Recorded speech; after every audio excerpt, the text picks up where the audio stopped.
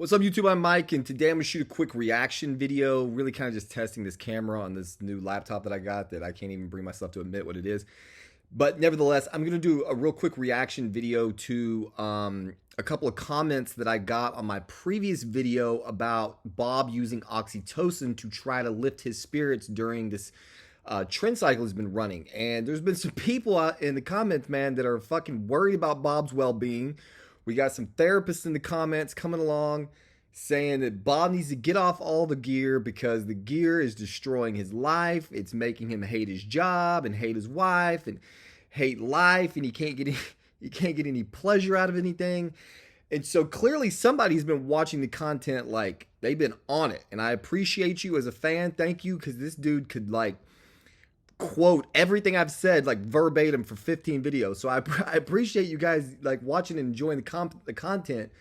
But I just want to react to this fear that Bob is fucking his shit up with these hormones. When you make those comments, you're assuming some things that are not accurate. You're clearly assuming that Bob's life was all great before he started doing the hormones, because you seem to have this idea that the hormones are causing all of his problems. The reality was Bob's life was a fucking train wreck before he started doing steroids. Bob was suicidal. Okay, he was very unhappy in life. He was struggling with basically all the same things that he struggles with now on hormones, and that's one of the points that I've tried to make in a lot of different videos. Guys, these steroids, they don't really change you that much as a person. Tren is a very powerful hormone, but it doesn't make you someone you're not. Okay, it just doesn't do that. It exacerbates who you are. It amplifies who you are. So when Bob goes on a trend cycle, and at some point in the mix there, he's struggling with his relationships, he's struggling with finding happiness in life. Like these things can definitely be exacerbated by the hormones. But it's not a situation where Bob's never felt like this, or doesn't often feel like this off cycle or prior to doing hormones. This is just the nature of who Bob is. And so, you know, for you guys that are concerned that this is just, you know, this is destroying Bob's life, there really is no good evidence to suggest that. Now, does that mean that the hormones don't come with negative effects? Absolutely they do. Absolutely they do. Has Trenbolone been a stressor in Bob's marriage? Yes, again, it has. And if you were to interview Bob's wife, I can assure you, she would tell you that she wishes Bob would never do Tren again. In her estimation, Tren has caused a lot of issues in their marriage. Now, obviously, people are going to see things differently. I'm not going to sit here and say that they haven't caused problems for Bob. I've witnessed it. But again, these are not issues that are isolated to cycles. One of the things you also need to understand when you're making these claims that it's the hormones that are causing these problems, Bob's been on cycle for the better part of a year. Okay, I think he's run 4 cycles in the last 12 months. So he's probably been off 2, 4.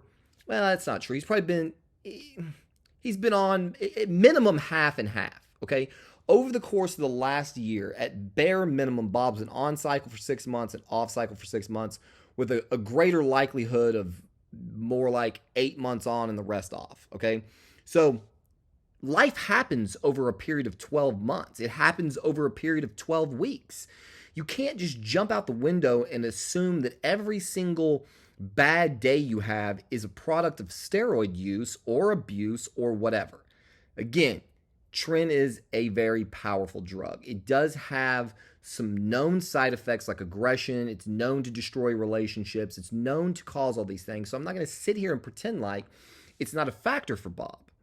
But Bob is prone to these existential crises that I talked about in the previous video. Bob was on a whole smorgasbord of psych drugs before he started doing steroids, looking for relief to basically what are just his own demons. Okay, so let's not jump out the fucking window in the comments section and start jumping to conclusions that, you know, the hormones are destroying Bob's life. That's just not the case. And clearly in Bob's estimation, the net gain has been positive. Yes, there have been negative effects from the hormones. Yes, it has affected his job, his relationship with his friends, his family. That has certainly happened. But when you're comparing what Bob's life looked like prior to bodybuilding and what Bob's life has looked like while he was bodybuilding, there's really no comparison. This has been some of the most successful years in life that Bob has had. And while it has been a stressor on his marriage, the one thing that's interesting about these hormones is they don't make you just a dumb meathead, okay? Like, it's not like it's dulling your personality. Bob and his wife have had very healthy, meaningful conversations and dialogues, and Bob reads books, and he's doing all kinds of things to try to get the most out of this life, whether that's from a cognitive perspective or from a behavioral perspective or from a physical perspective. Bob wants to be an animal in the gym. He wants to be an animal in the bedroom. He wants to be an animal in the fucking boardroom. And he wants to try to do all of these things and maintain some level of sanity. But again, guys, fucking life happens. Bob's been going through some shit for the past 2 years on top of the hormones. He's had an ongoing legal situation that I've mentioned in previous videos, something that I thought was going to be put to bed a month ago. We're still waiting for a fucking verdict. And so that puts stressors on things. You know, Bob's looking at potentially losing the career he's had for 20 years because he was refusing to get a COVID vaccine. So if you think that doesn't fuck with you, you know, people want to point the finger at the trend. Let's ignore the fact that Bob has been working for the same company for 20 years and may be forced out of that company, not because he's not successful. He's very successful in this company, but because he refuses to get a COVID vaccine during this fucking scamdemic, he could lose his career. Okay, so there's a lot of shit going on here.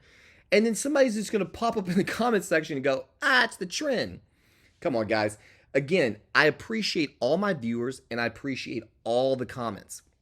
I do not ever censor my comments. If you want to watch my content and then come in the comment section and tell me what a fucking idiot I am, you are more than welcome to do that. My Instagram is wide open. You can follow me. You can flame me. You can talk shit.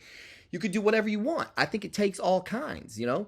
I love criticism because there's truth in criticism. And so I can look and I can try to find what parts of someone's critical view of me are useful that I can take and I can grow from, and what parts are just fucking meaningless hate and I need to ignore. So feel free to give all of your thoughts and opinions. Always, the comment section is open. But let's not worry about Bob. I think Bob's going to be fine. And if he's not, if the trend gives Bob a fucking heart attack, well, he had to go out some way. There's a lot of people that act like, especially during the scamdemic, man, people are fucking running scared. They act like, oh, I got to find a way to survive, like, forever. I got bad news for you guys. You're going to fucking die, okay? That's happening. There's no avoiding that. So whether it's from COVID or whether it's from a trend-induced heart attack or you get hit by a fucking bus tomorrow, okay, that shit is coming for you. And Bob chooses to live his life not in fear of all of these things he can't control. What he can control is being a savage in the gym, a savage in the bedroom, a savage in the boardroom. He can have as much fun as possible. He can extract as much as he can get out of this life before this life decides it is done with him. And when that day comes, he will have no regrets. So again, thank you to all the viewers. Thank you for the comments. But I think Bob is going to be okay. And if not, well, then, like I said, shit happens. So thank you for listening to this little rant. And as always, we'll see you on the next one.